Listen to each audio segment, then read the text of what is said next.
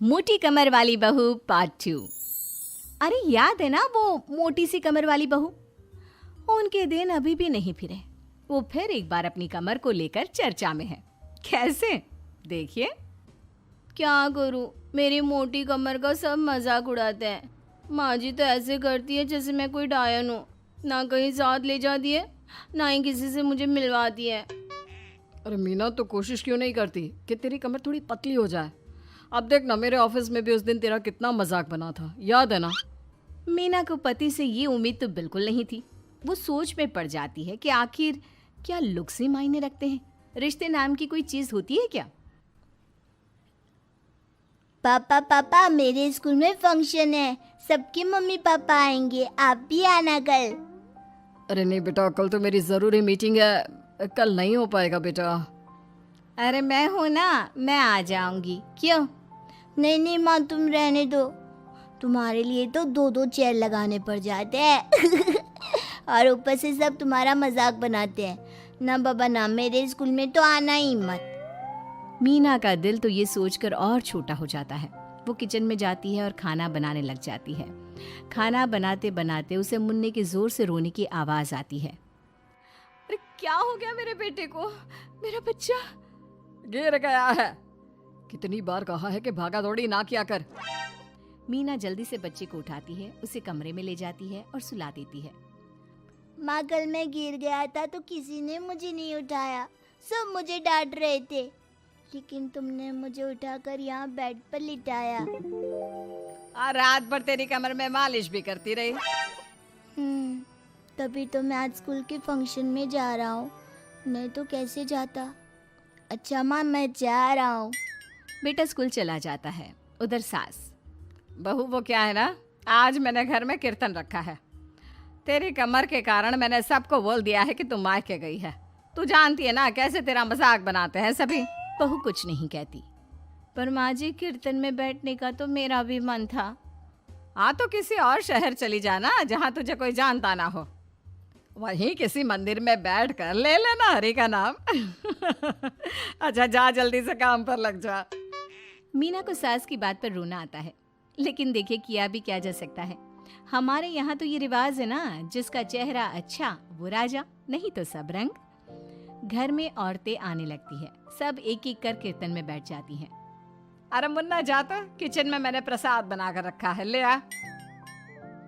अरे क्या क्या कर लेती हो बहन जी, एक तुम्हारी बहू है बस कमर का कमरा बनाए बैठी है।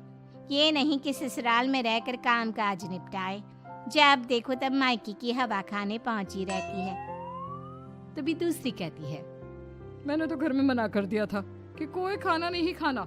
बहन जी के घर कीर्तन है, मैं सबका खाना लेकर आऊंगी, लेकिन यहाँ तो लग रहा है कि प्रसाद के भी लाले पड़े हैं।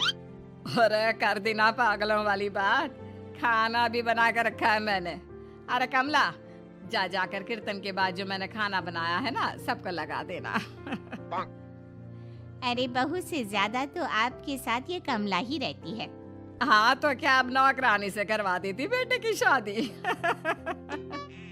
कमला किचन में जाती है, जहाँ बेचारी मीना पसीने से तर खाना पीना और किचन के काम में लगी होती है। कैसी हो भाभी, ऐसी सास के साथ कैसे गुजारा कर रही हो? पता है बाहर कह रही है कि सारा खाना और प्रसाद उन्होंने बनाए हैं। अरे कोई बात नहीं ना कमला, वो क्या है ना, मेरी कमर मोटी है, इसलिए वो मुझे किसी के सामने नहीं ले जा सकती हैं।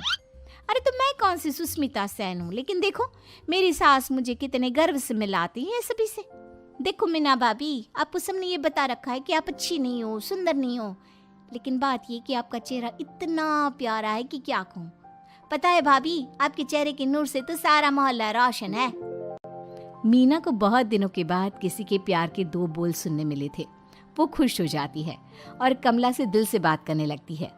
पता है कमला, जब मैं कॉलेज में थी ना, तो एक बार मेरी तस्वीर अखबार में छपी थी।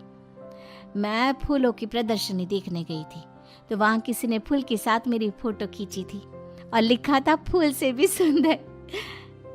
लेकिन अभी भाभी आप ऐसी ही हो, फूल से भी सुंदर। अरे कमर मोटी है तो क्या हो गया, क्या सब में सारी खूबियां होती है?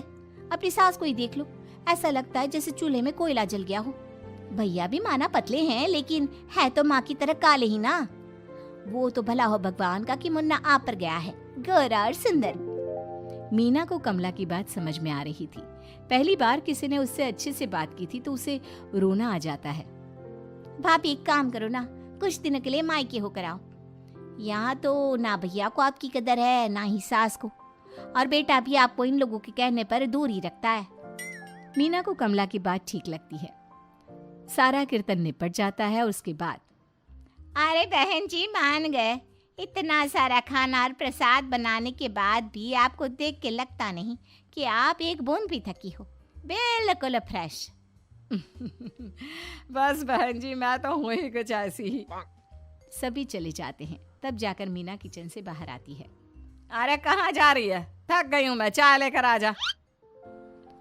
माँ जी चक्कर आ रहा है, सर दुख रहा है, कब से किचन में बंद थी, गर्मी में पसीना भी बहुत आ रहा था, जरा कमरे तक जाकर पसीना सुखा लूं। अरे तो होती ना कम सिन कमर की मालकिन, बिठा देती मैं सबके सामने। अब क्या आपने बेइज्जती कराती? बस माँ जी मैं तंग आ गई हूँ, मैं अपने मायके जा रही हूँ। जब मेरा होना आप लोगों को इतना अखरता है तो मैं क्यों यहाँ रहूँ, क्यों ना मैं माँ के पास जाकर आराम ही करूँ। तभी वहाँ पति आ जाता है। देखो ऐसा नहीं है, लेकिन हाँ कुछ दिनों के लिए तुम जाना चाहती हो तो हो आओ, लेकिन यहाँ हम सबको तुम्हारी ज़रूरत है। मीना पति की इजाज़त के बाद मायके जाती है, लेकिन वहाँ भी भाभी। अरे मीना दीदी आज ही आना था क्या आपको?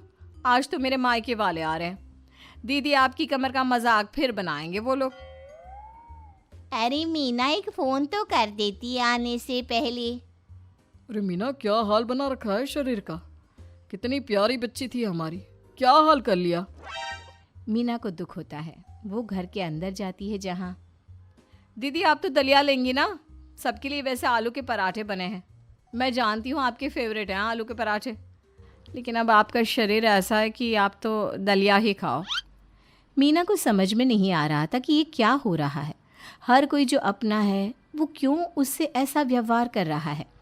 मीना दुखी होकर पास में रहने वाली अपनी सहेली के घर जाती है। सहेली का पति बोल पड़ता है, अरे ये कौन है, कौन है ये? मुझे इसी की तो तलाश थी। मीना उसके पति के इस तरह के रिएक्शन से परेशान होकर वापस जा रही होती है कि अरे मीना बिना मिले ही जा रही हो? ये तुम्हारे पति है ना, ऐसे कैसे चिल्ला रहे हैं मुझे देखकर। पता नहीं क्यों जी, मेरी सहेली को देखकर क्यों चिल्ला रहे हो? अरे रीना मेरी फिल्म की हीरोइन मिल गई, यही तो है वो लड़की, प्यारी सी सुंदर सी मोटी कमर वाली। अरे हाँ, मीना तो बिल्कुल उस लड़की जैसी है जो आपकी फिल्म की कहानी है। ये क्या बोले जा रहे हो तुम लोग? मीना मेरे पति बहुत बड़ी फिल्म के डायरेक्टर है, पता है ना तुम्हें? और मैं एक बहुत बड़ी फिल्म बना रहा हूँ शाहरुख खान के साथ। मैं चाहता हूँ कि तुम उसकी हीरोइन बनो। हाँ मीना हाँ, प्लीज ना मत कहना, और इसके लिए तुम्हें करोड़ों रुपए भी मिलेंगे। मीना मन में सोचती है कि जो दुनिया उसे मोटा और भद्दा कहती थी उसे जवाब देने का यही एक रास्ता है। मीना फिल्म में काम करने के लिए हाँ कर देती है और फिर सारे शहर में मीना की फोटो शाहरुख खान के साथ लग जाती है।